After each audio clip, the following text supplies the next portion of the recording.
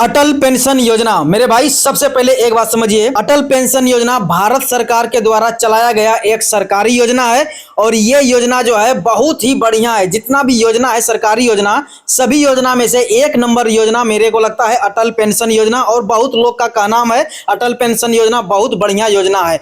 हर कुछ इसके बारे में बात करेंगे, लेकिन आज की इस वीडियो में अटल पेंशन योजना के बारे में समझेंगे कि इस अटल पेंशन योजना में अकाउंट कौन खुलवा सकता है, इसके लायक कौन है, क्या सभी कोई है, पूरे डिटेल में बात करेंगे। ठीक है, तो चलिए समझते जाते हैं। अटल पेंशन योजना, ठीक है, और इसको ब्रैकेट में लिखे हैं एपीवाई मतलब अटल पेंशन योजना, ठीक, और यहाँ लिखे हैं एलिजिबिलिटी मतलब पात्रता, मतलब इसका लायक कौन है। ठीक, तो समझते जाइए। सबसे पहले भैया एक बात समझिए, एक एक लाइन समझते जाना, एक एक पॉइंट को। ठीक, ये योजना जो है सरकारी योजना है। क्या है? सरकारी योजना है, कोई प्राइवेट योजना नहीं है। ठीक है, इसलिए आपको टेंशन फ्री रहना है, इसमें कोई झोल झक्कड़ वाला बात नहीं है। ठीक, अच्छा, ये किसी भी पर्सनल बैंक का योजना नहीं है। ठीक है, सरकारी योजना है, गवर्नमेंट का योजना है। ठीक, उसके बाद समझिए, ये जो योजना है भैया 2015 में लाया गया था। 2015 में ये अटल पेंशन योजना को चालू किया गया था। ठीक, अब समझते हैं इसमें जो है लायक कौन है, किसका अकाउंट खुलेगा। समझिए, सबसे पहले बात समझिए, भारतीय होना चाहिए, मतलब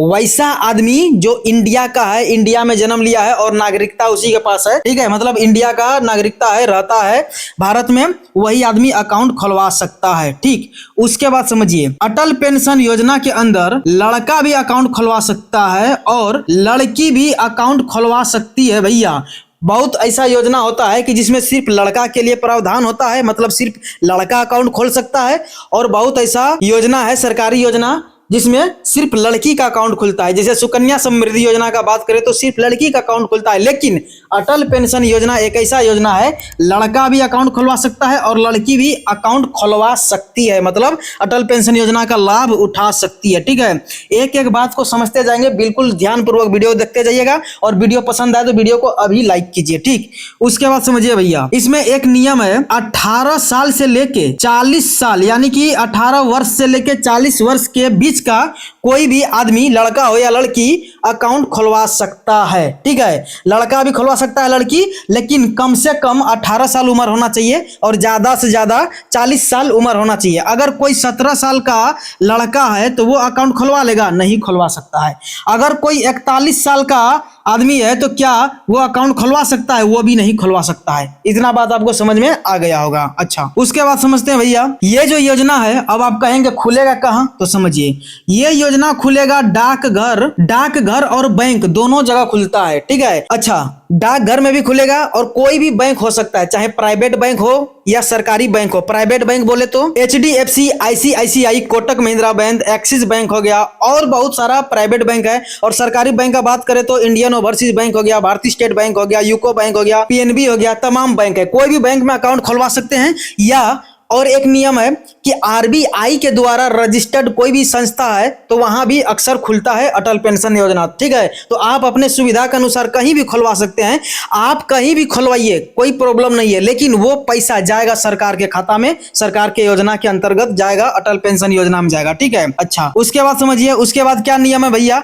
आपके पास एक सेविंग्स अकाउंट होना चाहिए। मतलब मेरा एडिटर भाई आपको दिखा रहा है सेविंग्स अकाउंट। ठीक है, यानी कि बचत बैंक खाता होना चाहिए। अगर आपके पास करंट अकाउंट है तो आप जो है अटल पेंशन योजना के लायक नहीं है, पहले सेविंग्स अकाउंट खुलवाना पड़ेगा, चाहे बैंक का सेविंग अकाउंट हो या डाकघर का सेविंग अकाउंट हो। ठीक है, तभी खुलेगा। अच्छा, उसके बाद का क्या नियम है भैया वो समझते हैं। ये जो है ऑनलाइन भी खोला जा सकता है और ऑफलाइन भी खोला जा सकता है।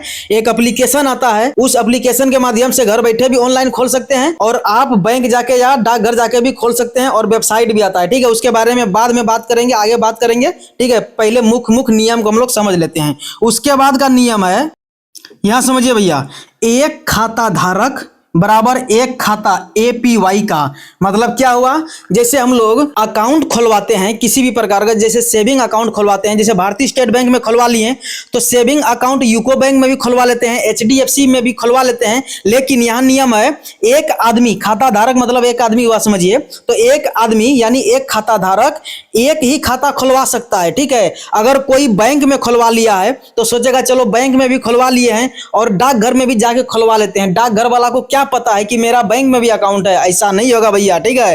कहीं भी खुलेगा, एक आदमी का एक ही खाता खुल सकता है। ठीक, इतना तो समझ में आ गया भैया, सरकारी योजना है। उसके बाद 2015 में खुला है, भारतीय है, ठीक है। लड़का लड़की दोनों खुलेगा, 18 साल से लेकर 40 साल का उम्र होना चाहिए। डाकघर बैंक दोनों में सेविंग अकाउंट होना चाहिए, ऑनलाइन ऑफलाइन दोनों खुलता है। एक खाता धारक एक खाता खुलेगा। और एक नियम है भैया, 2015 में जब अटल पेंशन योजना का शुरुआत किया गया तो उसमें होता क्या था, नियम ऐसा था कि भारत का कोई भी आदमी अकाउंट खुलवा सकता है, चाहे कितना भी अमीर हो। अगर वो सरकार को टैक्स भी पे करता है, इतना अमीर है, इतना पैसा कमाता है कि सरकार को टैक्स भरता है, इनकम टैक्स, वो भी आदमी अटल पेंशन योजना में अकाउंट खुलवा सकता था। लेकिन उसके बाद समझिए एक जो है बदलाव हो गया। 1 अक्टूबर 2022 में एक नियम आ गया, बदलाव हो गया। 1 अक्टूबर 2022 के बाद जो है हुआ क्या कि जितना भी आदमी है, अगर वो टैक्स पे करता है सरकार को, तो वो आदमी 1 अक्टूबर 2022 के बाद जो है अकाउंट नहीं खुलवा सकता है अटल पेंशन योजना का।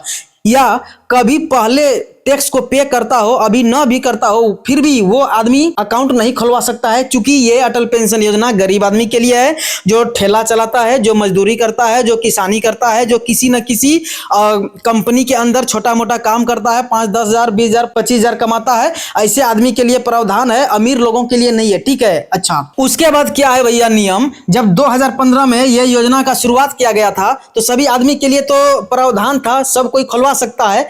इसमें क्या था, खाता धारक अपना पैसा जमा करता था, लेकिन सरकार भी उसके अकाउंट में अपने तरफ से पैसा जमा करती थी, ठीक है। लेकिन अब आपके मन में सवाल चलेगा कि 2022 तक में जितना आदमी अकाउंट खुलवाया था भैया, तो क्या उसका अकाउंट जो है अभी चल रहा है या बंद हो गया है? तो नियम ऐसा लगा, इसके पहले जितना भी टैक्स पे करने वाला, इनकम टैक्स पे करने वाला आदमी का खाता खुला हुआ था, सभी का जो है भैया खाता को बंद कर दिया गया। और इसके अकाउंट में जितना भी मूलधन था और जितना ब्याज बना था और सरकार जितना पैसा इसके अकाउंट में जमा की थी और सरकार के द्वारा जमा किए गए पैसा पर जितना इंटरेस्ट बना था, सभी को जोड़ के उसको जो है 1 अक्टूबर 2022 को जो है भैया सारा आदमी को पैसा रिटर्न कर दिया गया और उसका अकाउंट को बंद कर दिया गया, ठीक है। लेकिन अभी क्या नियम है समझिए, वैसा आदमी अगर वो इनकम टैक्स पे करता है सरकार को, या पहले कभी करता था इनकम टैक्स, तो ऐसे आदमी के लिए ये प्रावधान नहीं है, अकाउंट नहीं खुलवा सकता है।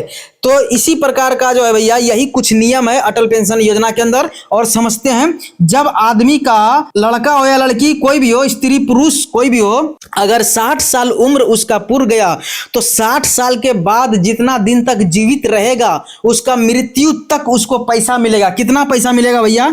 1000, 2000, 3000, 4000 और 5000, ठीक है। तो 5000 रुपया तक उसका जो है मृत्यु तक, जब तक जिंदा रहेगा उसको पैसा मिलता है, ठीक है।